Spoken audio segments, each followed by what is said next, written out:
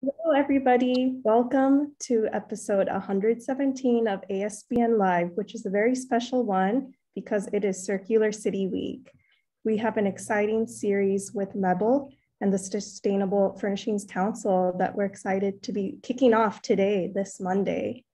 It's now my pleasure to hand it off to Tanzi Whalen, who's going to speak a little bit more about Circular City Week and introduce our amazing panelists. Take it away, Tanzi. Thank you so much. It's a great pleasure to be with you all today, and I'm really looking forward to this panel discussion and to your questions. So welcome to Circular City Week. I'm Tanzi Whalen. I'm professor and director of the NYU School Center for Stern School Center of Sustainable Business. So today in our conversation, our focus is on business strategy and circularity.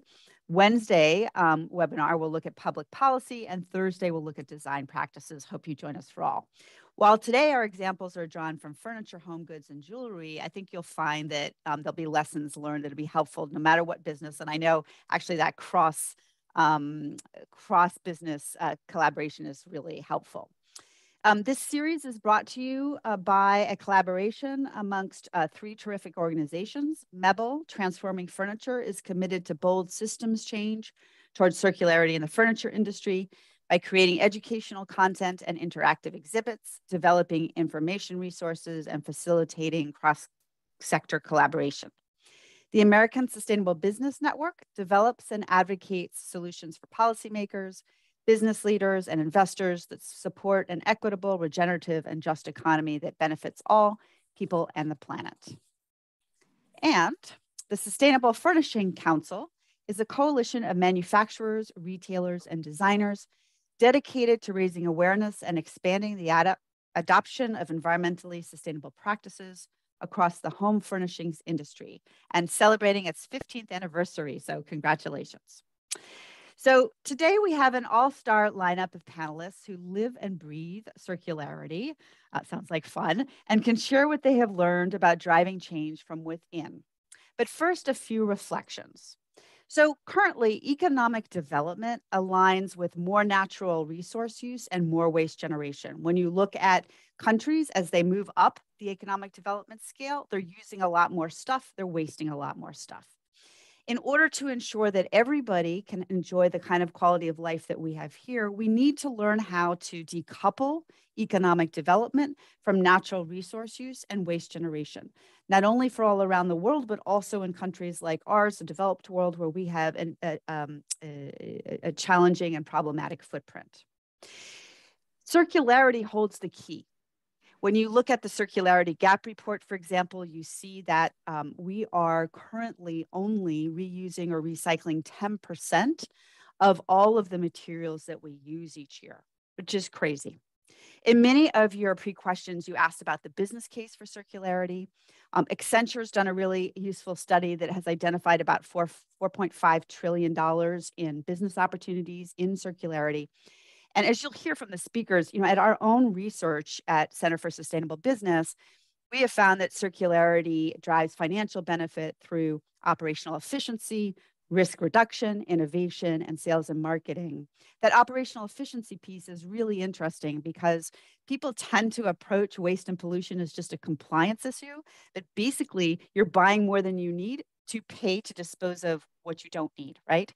So the very definition of an operational inefficiency, we found for one automotive company, their waste reduction strategies, including things like recycling paint and solvent, saved them about $235 million per year. All right, so with that little teaser, I'm excited to introduce you to three amazing leaders in home and consumer goods space. Jennifer Gutman, who is the head of sustainability and social impact at Williams-Sonoma and their family of brands. Danielle Jesnicki, who is the senior director of sustainability at Grove Collaborative, and Suzanne Vetillard, who is the CEO of Boma Jewelry based in Seattle, Washington.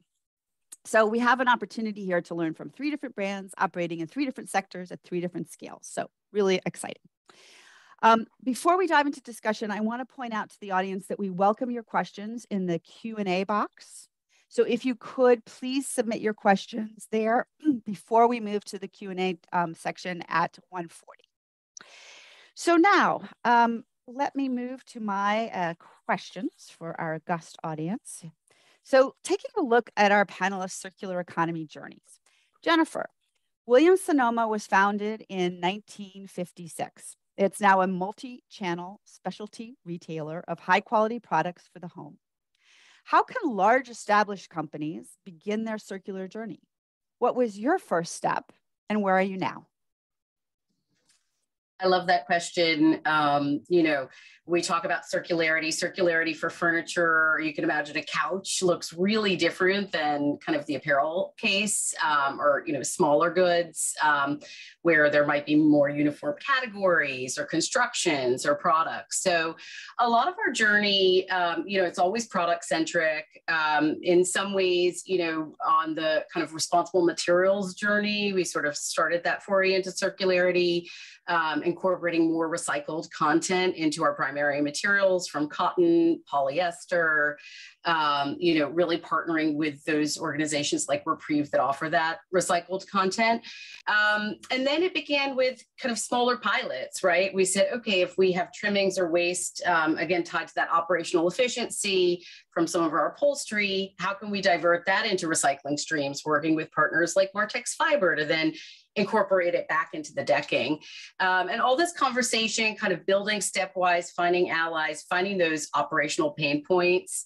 The same happened for some of our other pilots, finding a pain point of oversized returns or floor set or, you know, second quality merchandise in stores and figuring out the right partnerships to kind of meet that operational need, but also drive circularity reuse. And it kind of culminated, I would say, more recently with the renewal workshop partnership that we did with Pottery Barn to offer Pottery Barn Renewed. But that's just really, you know, in itself, the beginning of thinking about how we can scale this in a complex supply chain. When you think of a network of distribution centers and hubs that facilitates $8 billion in furniture, whatever you do at that scale has to be really able to be scaled to that degree. Great. Thank you, Jennifer. I'm looking forward to hearing more about the different programs in our next question. So, Suzanne, Boma Jewelry is a 40-year-old family-owned business. How was circularity introduced into your company's strategy? And how did being a family-owned business play into the changes that you have made? So great question. So, you know, for our company, we're a vertically integrated company. We actually do all of our production overseas in Thailand. My dad is originally from Thailand and started our factory in 1985. And so we've been practicing circularity for decades, but really we haven't sort of looked at it from a viewpoint of how do we get to zero waste, or, you know, what is our goal? And so that's really come into play in the last 3 years.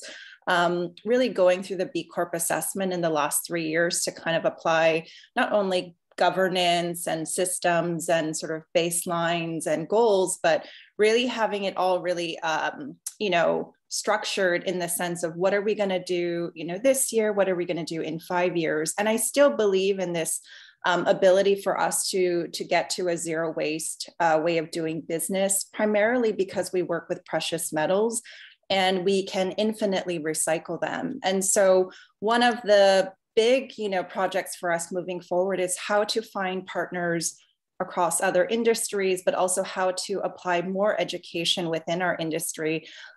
We primarily work with sterling silver. And right now in the market, there isn't a lot of education for consumers about what to do with their jewelry when they're finished with it. So this spring, we're actually partnering with Bridwell. They're a recycling company based here in the Pacific Northwest. And we're actually going to be doing a collection with their 30,000 members. And we're going to be processing some of that recycling. And then hopefully what we'll be able to do is to kind of also help communicate, you know, these are all the categories of jewelry, from wood to metals to precious metals to non-precious metals. And these are things that we can do. And these are the ways that we can, you know, recycle them. And, you know, I think it's a really collaborative effort. You know, there's education is always a challenge, you know, when it comes to how to get the consumer to understand the value of their materials, but also even maybe how to buy better for the future. And then also to know what can they do when they're finished with their products. And so I think we look for, you know, working across our industry and working across our community. But I also think that, you know, for us, fortunately, we've always been working with a material that has value.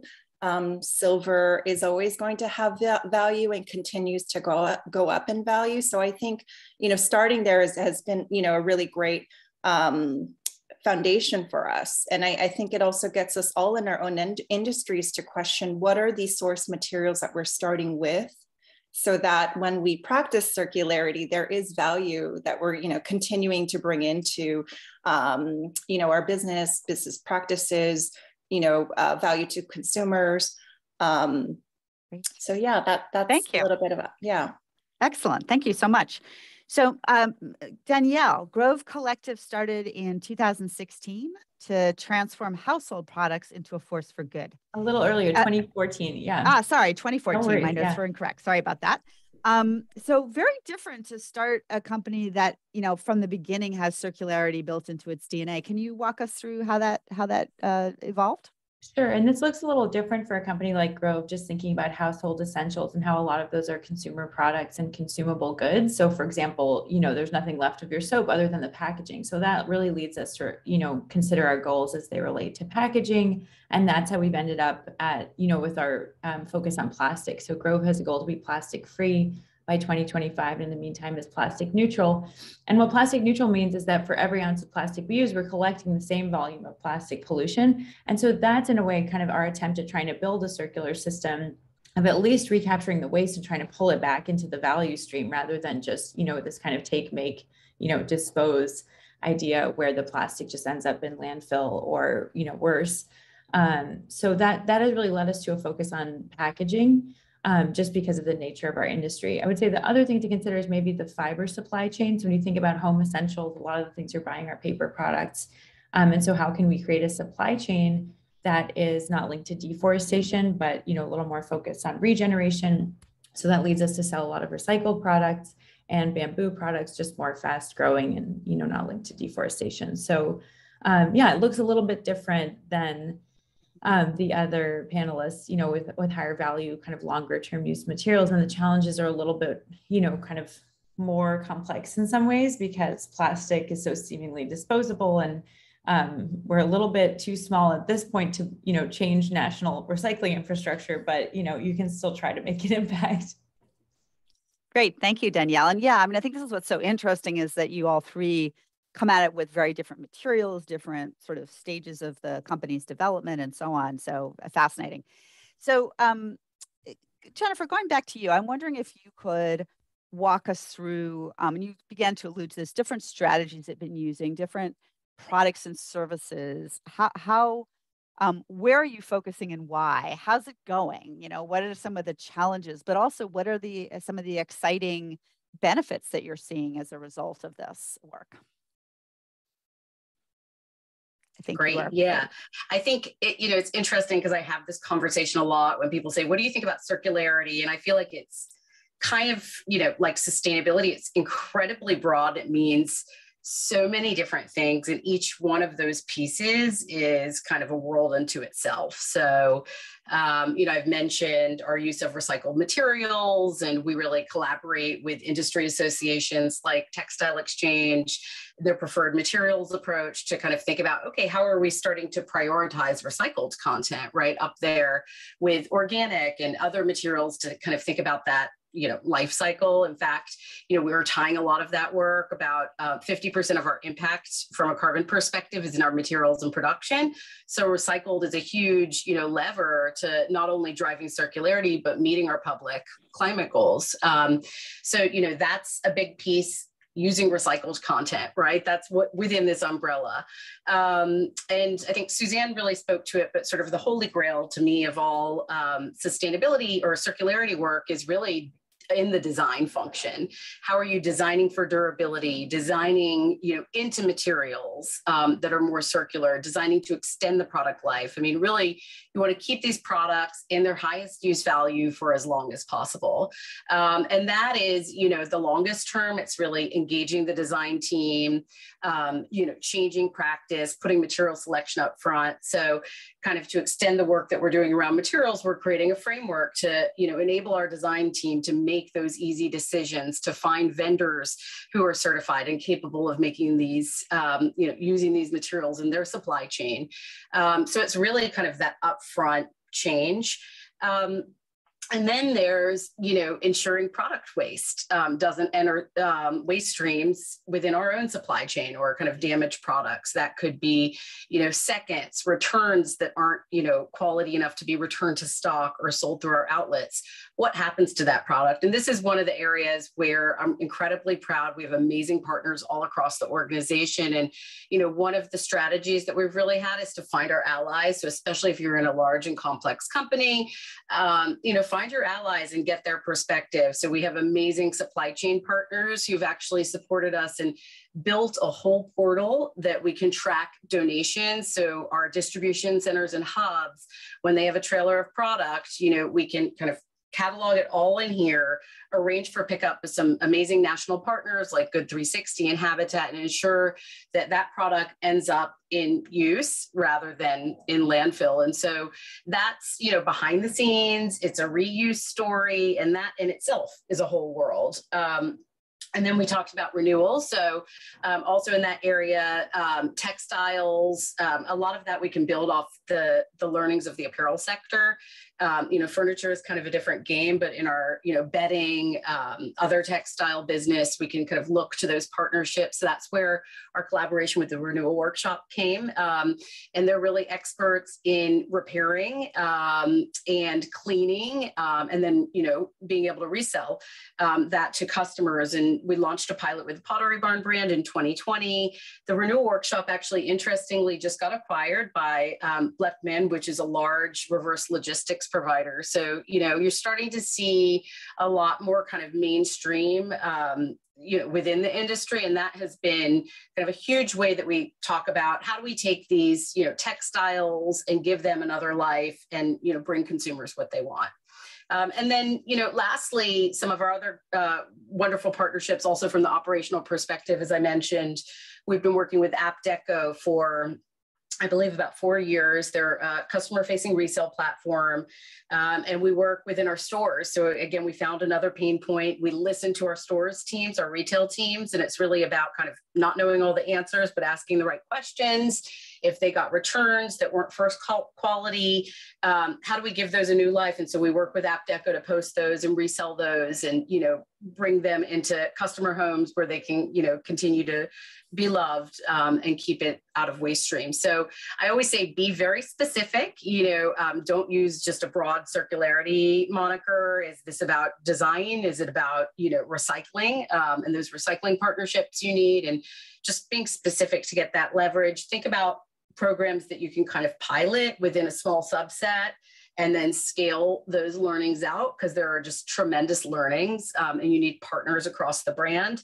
And then, in a lot of these, we've captured all of the waste savings, right? We capture revenue. And I know and come back to that because I'm going to talk about the business case next. Great. So great. Okay. Great. So a lot of the, making that business case so that it's not just a sustainability play. And, the other piece of this is associate engagement.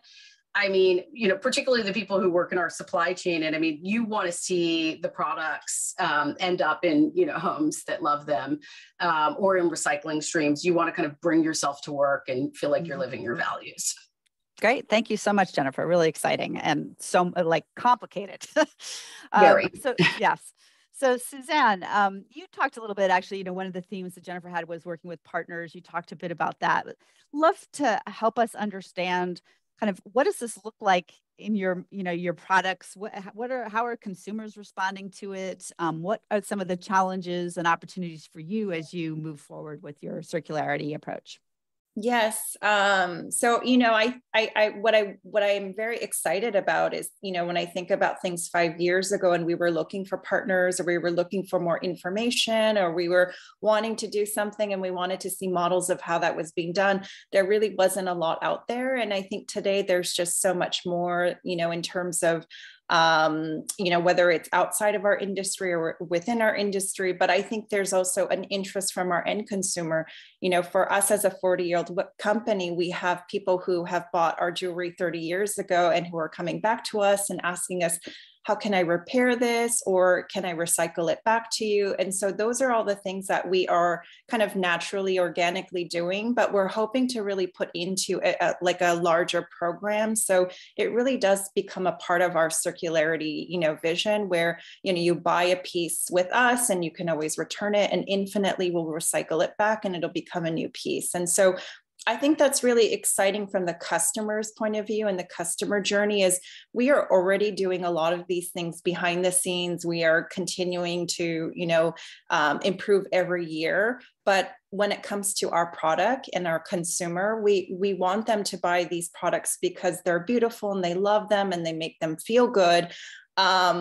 And we want, you know, our customers to trust that we're doing these, you know, we're practicing our business in the best way possible, but we don't expect them to buy them just because we call them sustainable. And so that's really been something that I've learned, you know, in the last 5 years is that it's very important for us as a company to have, you know, a vision with sustainability in mind. It's why we're a B Corp. It's why we became a social purpose company where we know we actually have the written bylaws that says that we're legally required to consider social and environmental policies into our everyday decision making. That's very important for me, especially as a family-owned business. But I think on the front side, you know, we have to make it not only fun, but accessible to an end consumer to be a part of this journey with us. Otherwise, we're just going to always be sort of on, you know, two sides of the line. And so I think that's something we're still working on. But, you know, for us with jewelry, you know, we are upcycling dead stock. You know, we're finding ways to take, you know, discarded pieces of stone and then reset them into new blocks so they can become, you know, new pieces of jewelry. So there's many different ways for us within our industry to practice circularity within the design. But I think communicating that to an end consumer is, you know, really important. Not only why it's important, but why it's beautiful, or why it's, you know, cool, or why it's, you know, more fun to wear. And so it's bringing the consumer in, I think, is that's going to be, you know, for us where we find success, you know, and a ability to continue growing with this. Great. Thank you so much, Suzanne. So Danielle, you know, with circularity kind of in your DNA from the beginning, I imagine there's been a lot of innovation required. And with that, a lot of challenges and also opportunities there. I wonder if you could walk us through kind of what's been the biggest surprise, what's been, you know, sort of some of the insights that you could share with people who may be thinking about this. Sure. Well, those are kind of, I think, say the biggest surprise. So our plastic goal and some challenges of circularity, when you start to think about it, in some ways run into each other, because in a lot of ways, like if you think about, we are sold at retail, but we're traditionally an e-commerce business. So the idea is you send your home essentials, you know, kind of on a monthly basis. You move away from like the click and purchase constantly boxes coming to your house on Amazon, and just like a more considered, whether it's monthly or subscription, however often you purchase. So I mention that because I've been trying for a while to get us into the reusable box model.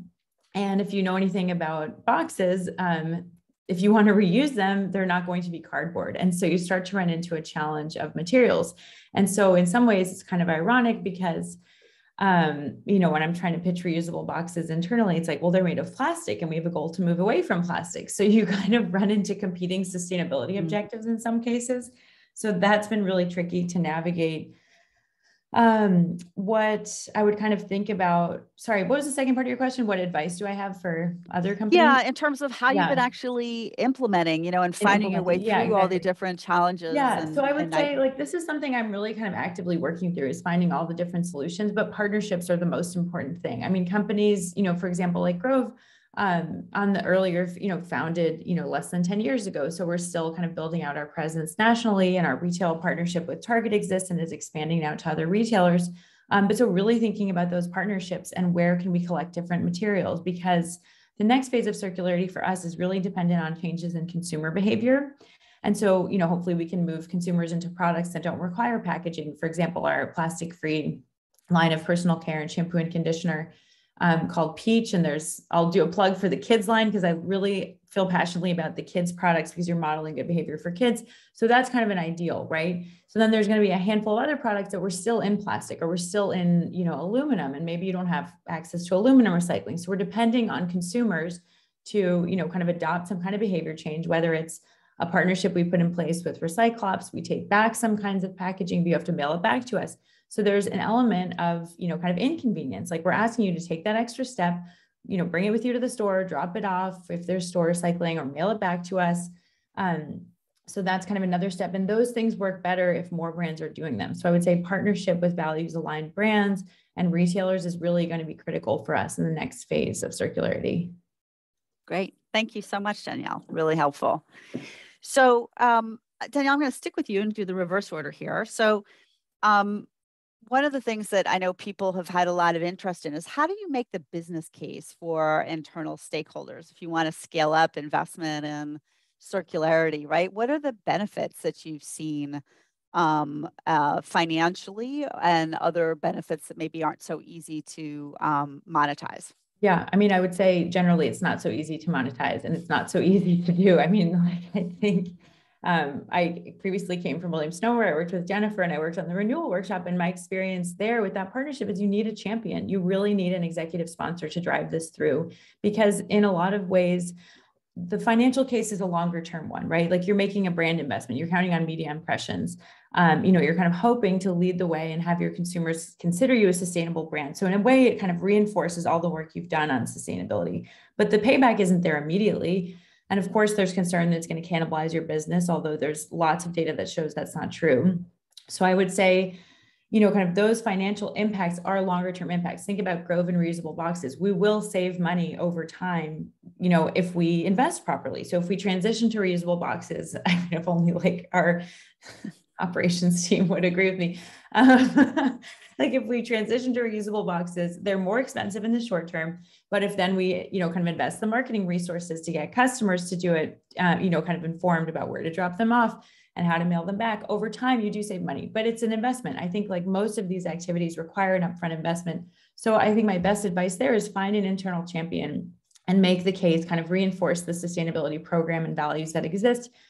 Because it really does require either a change in behavior or a departure from, the traditional. No company has been set up with reverse logistics in mind. So you are swimming upstream. It is not easy. It doesn't make sense. Like it's like, like anyone who kind of works on this stuff, and it sounds like a lot of people in the chat are thinking about it. So I don't think they're unfamiliar to these challenges, but I would say, kind of really building the case that this is the direction that businesses are going in, and you will be forced into a circular business model. So if you do it now, you can do it on your own terms and you can adopt the practices that serve you well as a brand and you get credit for that. And if you wait, you don't get those benefits. So I would say, pull on all of those levers and pray.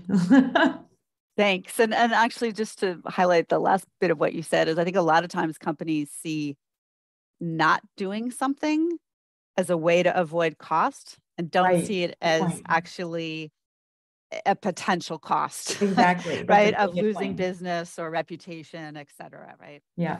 Yep. Great. Thank you. Suzanne, what are your perspectives on this business case question and how to, build support for it?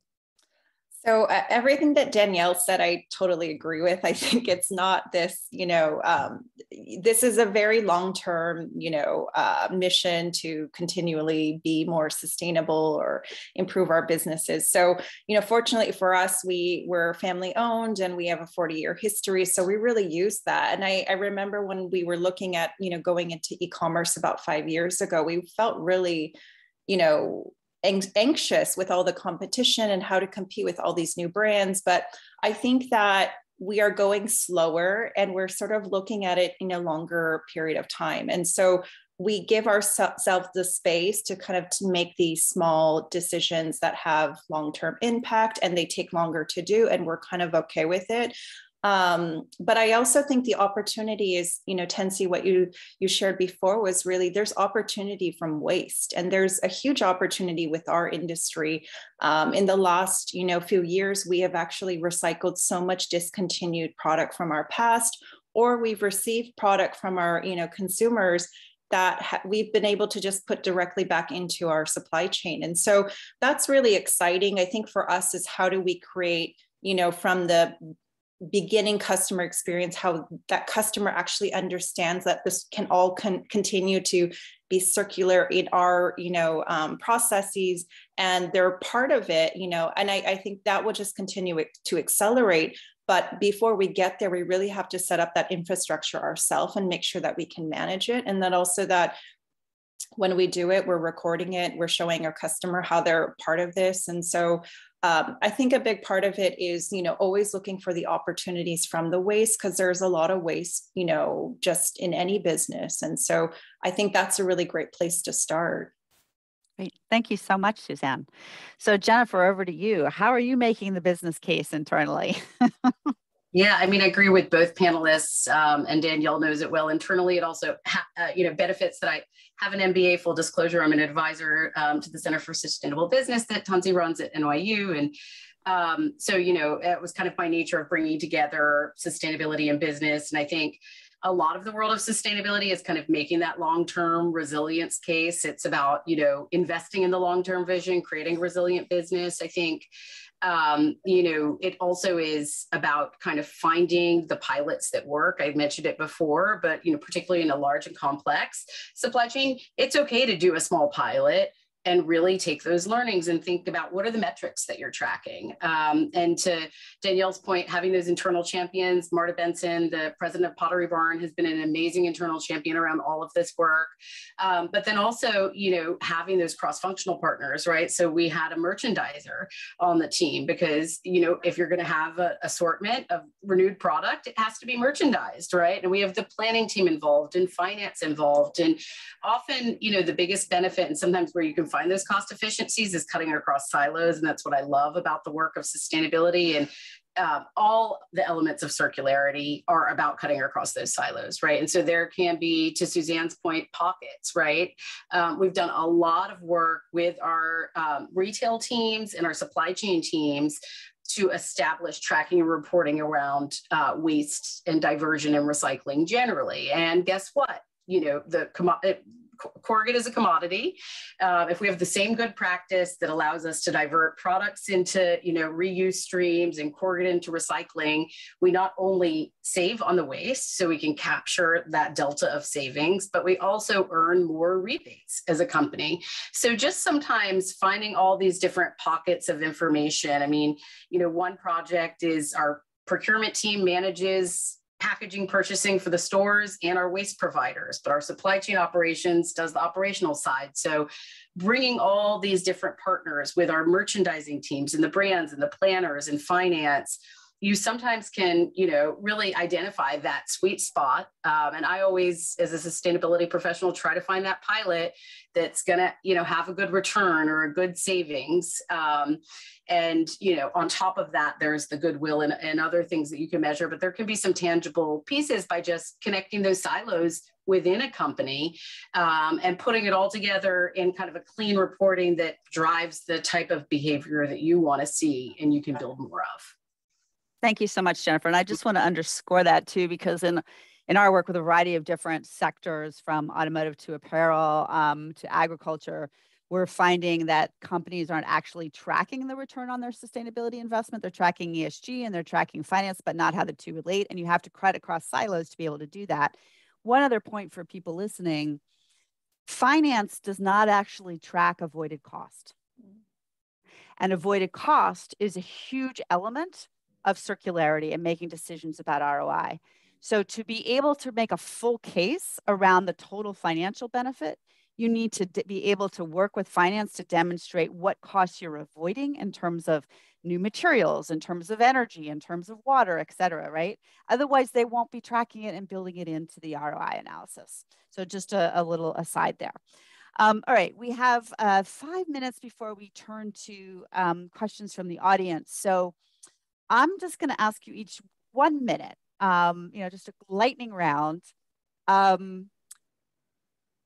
What's your, sort of, you just say top of the mind, if people on the call really want to be leaders in circularity? I mean, you've given a lot of good insights, but sort of bottom line, what do they need to do? What would you say? And Suzanne, I'm going to kick it off with you this time. Okay, that's great. Really quickly, I think it's really that you have to have a long-term vision, and you need to have the top person who's a champion for this, because I think no matter what you do and no matter how many wonderful solutions you find and opportunities, it needs a lot of support, because it's a very different way of thinking from how we do business today. And so it really requires that sort of hope, inspiration, and vision to make these things happen. But I do think that, there is a very, very strong business case for all of this. I think we're all coming to it with this, sustainable and ethical vision for doing things better. But I think this is just really the way that business is going to be. And so having that support and having that long-term vision to know that we can't fix everything that's so broken in 1 quarter or 1 year, knowing it's going to take time, and giving ourselves the space to get there with those, samples or examples of how you can, mock it up and try it and expand it. I think that's really what's required. So you really need the time and the people to make all of these things work together. And hopefully if your organization has that, then I think you can definitely improve and be better and, continue to build from that. Thank you, Suzanne. Jennifer. I'd say, what makes sense for your business? The best circularity or sustainability strategies are embedded in your core business. They are part of your competitive advantage. They're core to it. It's part of your overall strategy. So what makes sense for your business? Start with design, even if that's kind of your longer term objective. Start bringing the design team along, find your champions internally, think about then how is this embedded in the basic business process, and then really find and vet the right third-party partners. That makes a huge difference. You need that partner that's a right fit, but it has to start with that overall vision. Great. Thank you, Jennifer. And last word, Danielle. Fortunately, I was going to say something very similar, but I'll ground it more in kind of ESG terms, which is it has to be material to your business. So grounded in materiality. And then even if you're not successful at your first attempt, you'll keep coming back to it because it's central to your business. Kind of miss working with you, Jennifer, because we think so similarly. But yeah, I don't think there's any better way to do it. So I think the advice, the practical advice is don't chase down things that are kind of highly consumer facing if they're not material to your business. So, a textile brand chasing down like the tiny poly bags, like sure, change your packaging, but know that you need to address your supply chain, your textiles, like your large kind of impact items. Otherwise, it's a little bit of window dressing. So it really does need to come back to kind of your central impact, and it needs to tie to your sustainability program, and it all kind of needs to be reinforcing. It can't be like a nice to have over here. It all needs to kind of, be kind of one comprehensive business case for sustainability. Great. Thank you so much, Danielle. So moving to the questions, and we actually have one for you, so I'm going to follow up with you. So this is for Grove. Likes your reuse platform better than packaging with single-use disposals. However, a little bit concerned about the messaging that says plastic recycling is a myth. He's saying, or she's, whoever, the person saying they understand the myths, but could it be misleading for the public? We still want them to recycle plastic. This could deter them from recycling any recyclables. Can you touch base on this and why you choose So to give people context, our whole we have a big brand campaign saying plastic recycling, only 9% of plastic gets recycled. Plastic recycling is a myth, so on. And so I think we've had this conversation internally. I've brought that up. And I think ultimately where I fall is what we're trying to dismantle is not proper recycling packages. It's the expectation that if I buy something in plastic, it's fine because I can recycle it. The reality is, most materials are not recyclable. Number one, number two, plastic, sure, it'll get recycled 1 or 2 times, maybe depending on where you live. And if you took the label off and if you separated the pump and if you cleaned it out correctly. But the reality is recyclables are really dependent on commodity prices. It's, kind of uncertain. We serve a national audience. So it's not like we're just shipping packages to San Francisco where we have a great recycling system. But a lot of municipalities around the country don't recycle plastic, kind of end of story. So we are concerned about, proper recycling behaviors, certainly encourage people to recycle. But, at the end of the day, trying to reinforce habits that move away from this model of single use and consider a reuse model. So how do we kind of change behavior and change expectations around the fact that all of our consumables need to come in plastic bottles because oh, no problem. I put it in my recycle bin and I wish that it turns into a new plastic bottle and that happens forever. Okay, that's not going to happen. So let's think about what's next. So ultimately it's just, I would say a message about household, a message about kind of the reality of materials and material life cycles. So hope that answers your question. It's not perfect, definitely not perfect, but best available solutions are kind of my mantra these days. Yeah, absolutely. Thank you. So here's a question for anyone who'd like to answer it. How does a company drive change in consumption behavior? And I think all three of you deal with that. So I'm happy to hear from either Jennifer or Suzanne, since we just heard from Danielle. Sure. Well, I think,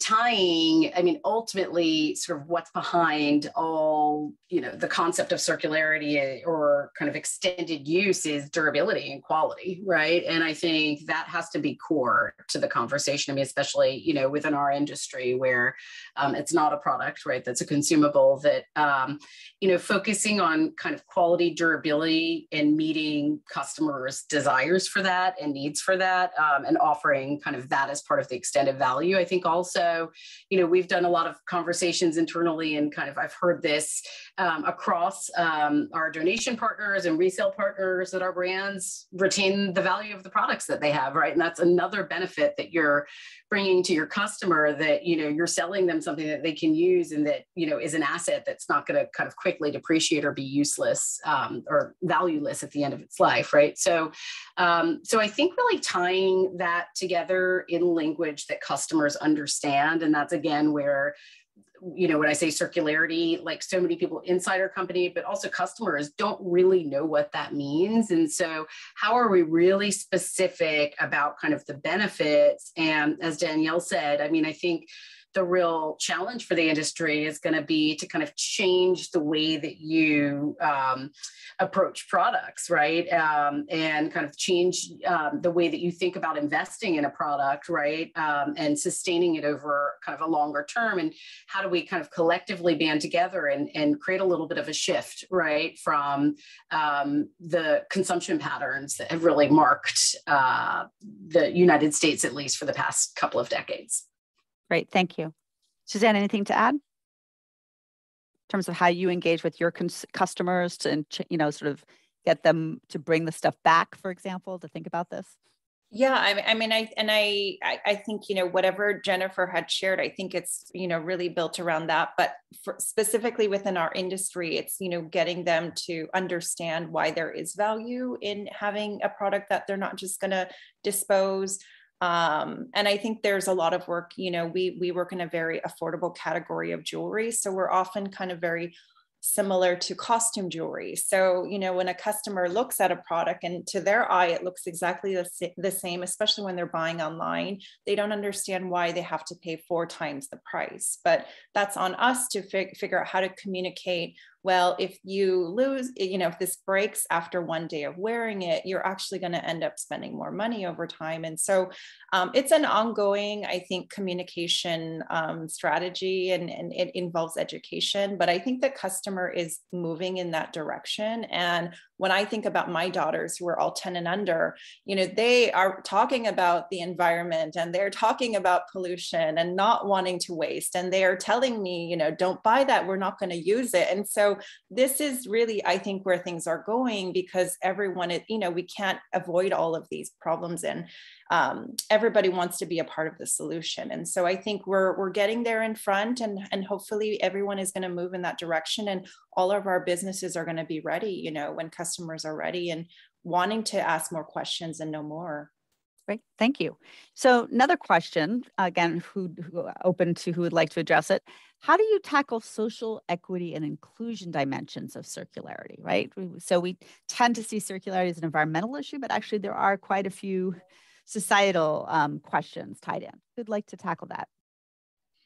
I can talk about this a bit as it relates to plastic, just because, so often fossil fuel production linked to plastic and pollution are really, they do kind of end up being social issues.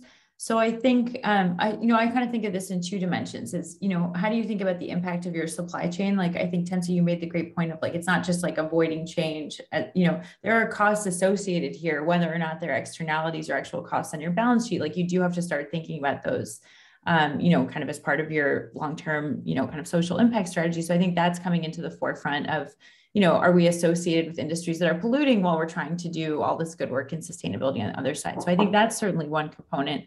And then the other is, I think there has to be an affordability piece and a kind of reusability piece, but ultimately there's opportunity here in terms of making products more affordable, more accessible, less polluting. So I think there's social impact is built into this if you can find it. It kind of depends on your business.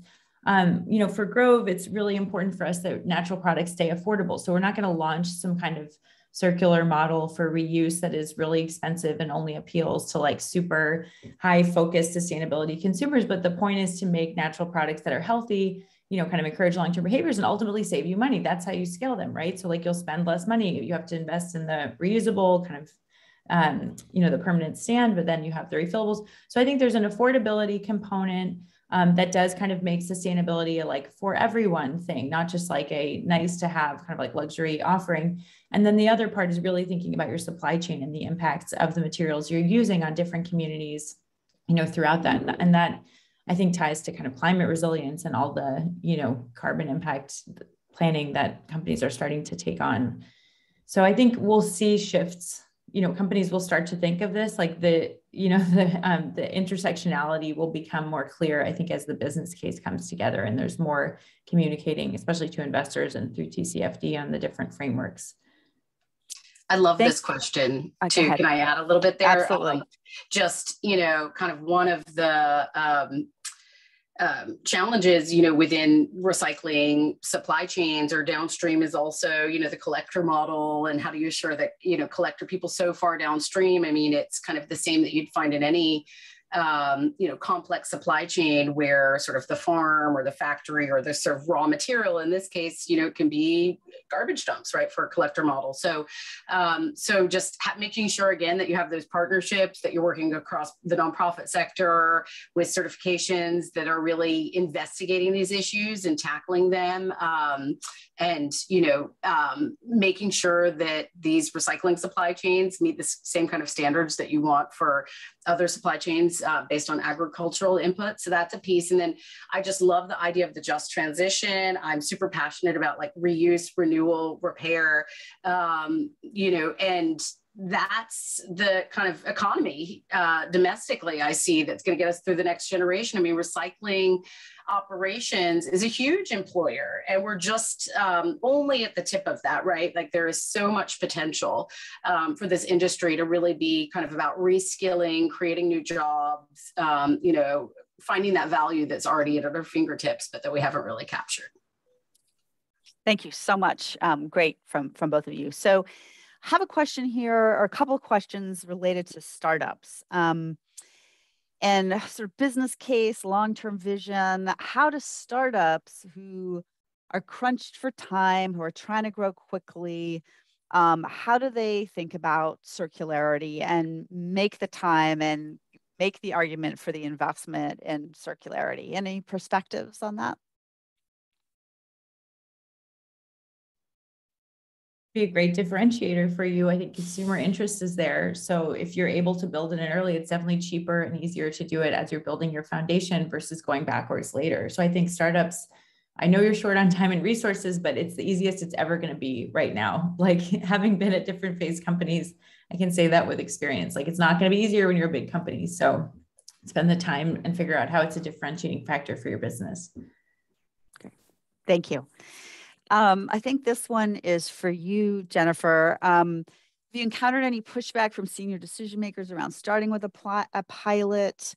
Imagine a lot of brands wanting to move too fast, too quick and go for a full-blown program, but without laying the groundwork. But on the other hand, how do you scale learnings from the pilot? Are there some challenges to that? I have a whole kind of treasure book of techniques that I've used, but yes,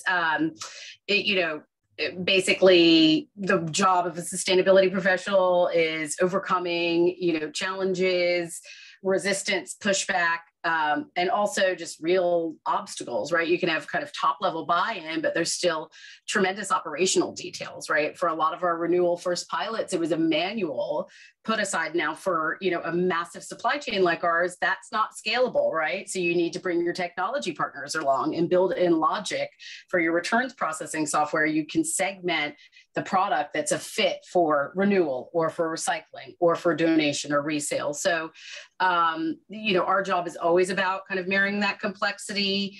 For something that's customer facing and kind of a big announcement like that, you need that, brand buy-in, but it started smaller, and Danielle spoke about it. We started on just kind of an assessment of what was possible in our supply chain, right? So first you ask for maybe small funds to fund an assessment, you bring those findings back, and then you have a conversation. It's really about bringing the different stakeholders along on the journey. And we've done this not just in circularity, but in our worker well-being work, right? We did a small pilot for vision, and we, understood the metrics and understood the benchmark and said, okay, 56% of our workers in factories need some kind of vision services. And then you use that as a proof case to make a bigger ask. So, is it a study? Is it a small analysis? Is it just a microsite? Is it a pop-up? Think creatively about how you can build something that has minimal resources where you can really track metrics, show performance, and then use that to make a bigger case. Great. Thanks so much, Jennifer. Suzanne, a question for you. What's key to keeping products affordable as a company goes circular? How do you do that? Yeah, that's a great question. I often find people assume that sustainable products are not going to be affordable or going to be less affordable. And so I would say, I only speak to our company, but a big part for us is the fact that we produce our products and we're a vertical company. And so we're able to kind of, bring the value to the end consumer.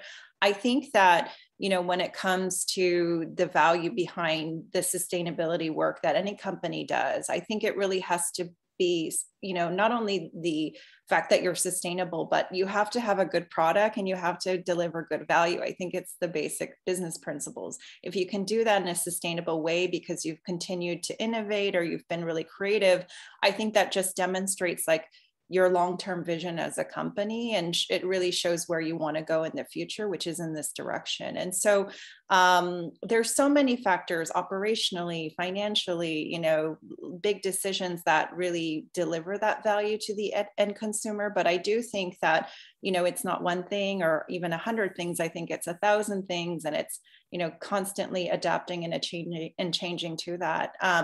I would say for us, I've been really fortunate that we've already, started along with a product and material that does have value. I think if you are in a business where you're really considering where is the true value of the product, that's where the innovation and creativity has to come in. Maybe there's a service aligned with that product or material, but I think it always has to be in service of making something better. Not something that's disposable or, just has sort of an empty kind of consumer relation. I think that's where I think businesses really have to look, not just for sustainability, but just a better product and service for where we all want to go. Great. Thank you so much. So one last question before I turn it over to Michael. So one of the audience members asked, what kind of consulting service, or do you use consulting services and frameworks to assess things like the return on sustainability investment or other aspects? So in that case, the audience member was particularly interested in what tools do you use to understand the financial benefits of circularity? But then I would just also broaden that to say, are there any tools in addition to that that you would recommend that you have found very useful in your circularity journey that others could use, or consulting services that you've used? So open up to whoever would like to tackle it. I can just jump on real quick. For any independent startups or small businesses, I do think the B Corp assessment is a great free tool. So anyone can use the assessment tool, and there's the 5 categories: community, workers, governance, environment, customers, and those are all really great, pockets and places, areas to start. Even if you don't want to become B Corp certified, you can just do the assessment to understand where you stand. And I love to recommend that to anyone who just wants to understand, you know, what can I do? Where do I start? Great. Thank you. Danielle? Yeah, I think that's really good advice, Suzanne. We're also B Corp, and I didn't realize, yeah, I didn't think of connecting the dots there. I think it's a really useful framework, because I was about to say we don't use any, it's like, you know, kind of me in an Excel spreadsheet trying to make a case for it. So I'll stick with Suzanne's answer. Okay, thanks. And Jennifer? You know, I think the ROSI framework from the NYU Center for Sustainable Business really lays out kind of all the different functions that you may want to ask to kind of connect the dots on those different pieces in terms of waste savings. I mean, we too kind of create our own models because it bases off, you know, average price per ton and all the, you know, marketing analytics and kind of all these different pieces together. But the ROSI framework is a great place to start. And then amazing just consultants out there in the field, like Nellie Cohen, who started, you know, the wormware program at Patagonia. Or I see Faith here on the call, who we all know, you know, it's a pretty small world.